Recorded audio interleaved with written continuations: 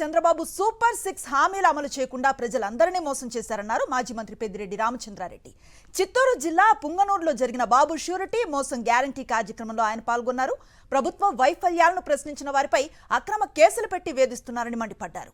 కూటమి పాలనలో అన్నదాతలకు తీవ్ర అన్యాయం జరుగుతోందని ఆవేదన వ్యక్తం చేశారు. మామిడి రైతులపై మంత్రి అచ్చెన్నాయుడు పచ్చి అబద్ధాలు చెప్తున్నారన్నారు పెద్దిరెడ్డి రామచంద్రారెడ్డి.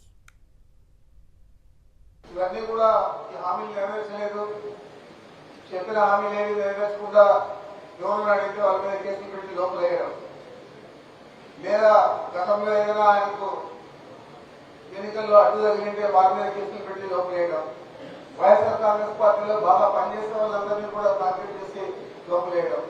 ఈ కార్యక్రమం తప్ప మన ప్రజలకు ఇచ్చిన హామీలు నెరవేర్చాలని చెప్పి ఏదైతే జగన్మోహన్ రెడ్డి గారు గత 5 సంవత్సరాలు చేశారో ఆ విధంగా ఈరోజు చంద్రబాబు నాయుడు చేయడం లేదు.